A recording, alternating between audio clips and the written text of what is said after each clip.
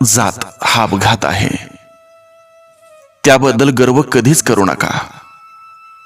कारण काळ आणि वेळ आल्यावर जातीचं नाही तर माणुसकीचं रक्त कामाला येतं. ज्ञानानंतर जर अहंकार जन्म घेत असेल तर ज्ञान विष आहे, परंतु ज्ञानानंतर जर नम्रता जन्म घेत असेल तर ज्ञान अमृत आहे. वाढत्या वयापेक्षा वाढत्या अपेक्षा माणसाला जास्त थकवतात. सुख आपल्या हातात नाही, परंतु सुखानं जगणं हे नक्की आपल्या हातात आहे.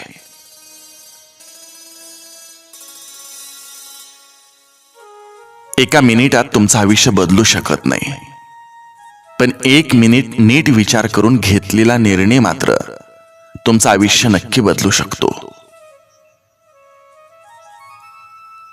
संत आणि वसंत मध्ये एक साम्य आहे. जेव्हा वसंत येतो तेव्हा प्रकृती सुधारते, आणि जेव्हा संत येतात तेव्हा संस्कृती सुधारते.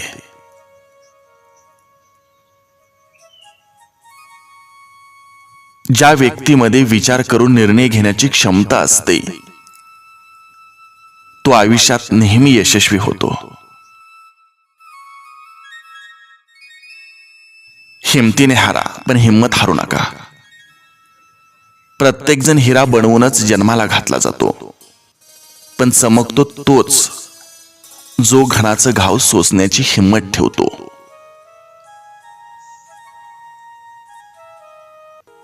खेळ शिकायचा असेल तर बुद्धिबळाचा शिका, कारण त्यात एक चांगला नियम आहे.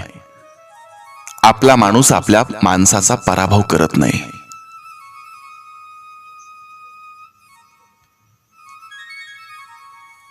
संयम ठेवा आणि कधीच हार मानू नका. मोठ्या गोष्टी घडायला वेळ लागतोच.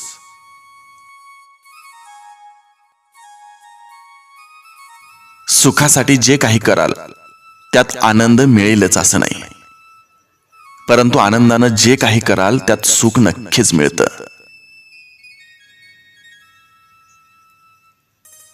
आयुष्य आपल्या सामर्थ्यावर जगायला हवं. दुसऱ्याच्या खांद्यावर तर केवळ अंत्ययात्राच निघते.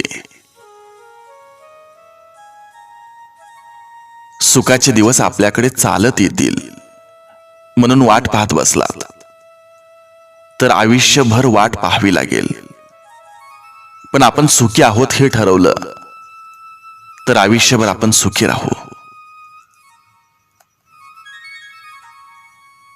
मिठाच्या बरणीला कधीच मुंग्या लागत नाहीत, पण साखरेचा एक कण जरी असला तरी मुंग्या लागतात.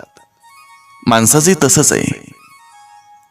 गोडवा जिभेवर असेल तर सारेच धावून येतील, पण मिठासारखा खारटपणा असेल तर कोणीच येणार नाही. ज्याची वाणी गोड त्याचं आयुष्य गोड असतं. जगणं खूप सुंदर आहे, त्यावर हिरमसू नका. एक फूल उमललं नाही म्हणून रोपाला तोडवू नका. सगळं मनासारखं होतं असं नाही, पण मनासारखं झालेलं विसरू नका. सुटतो काही जणांचा हात न कळत, पण धरलेले हात सोडू नका.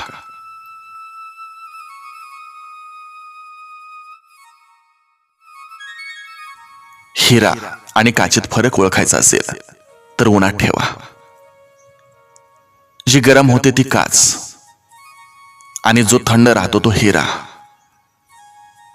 आपल्या आयुष्यात कितीही संकट आली तरी थंड राहा, कारण संकटात जो स्वतःला शांत ठेवून संकटावर मात करतो तोच खरा हिरा ठरतो.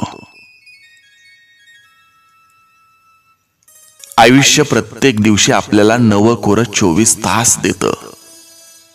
आपण त्यात भूतकाळाशी झगडत बसायचं की भविष्याचा विचार करत बसायचं, की आलेला क्षण जगायचं हे आपणच ठरवायचं.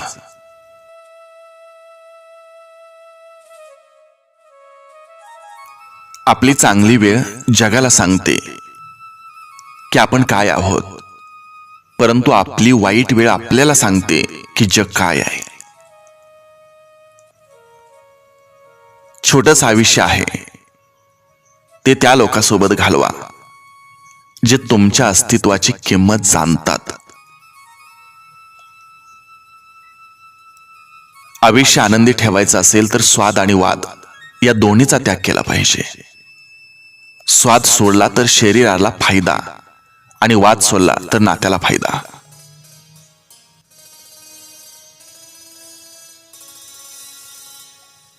भलेही स्वतःची प्रगती कमी झाली तरी चालेल, पण माझ्यामुळं कोणाचं नुकसान व्हायला नको, ही भावना ज्या माणसाजवळ असते तोच माणूस योग्य अशा प्रगतीच्या वाटेवर असतो.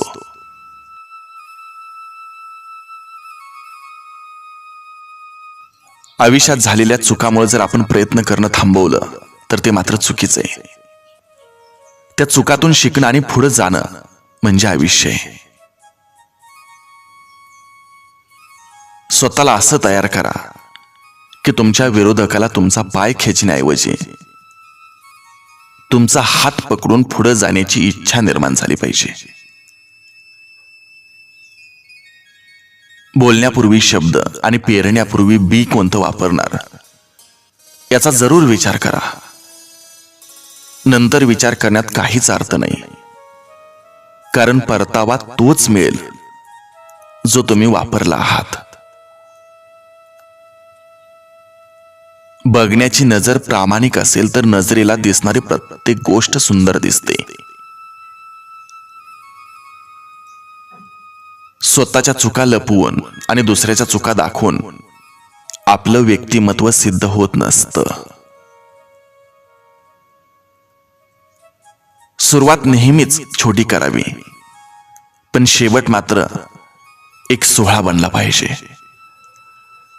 आयुष्यात सावकाश चाला, काही हरकत नाही, पण चालताना असं चालायचं की आपल्या कर्तृत्वाची आणि मन मिळावू स्वभावाची, आत्मिक समाधान लाभलेल्या मनाची आणि दैदिप्यमान यशाची सोन पावलं सदैव मागे उमटली पाहिजेत.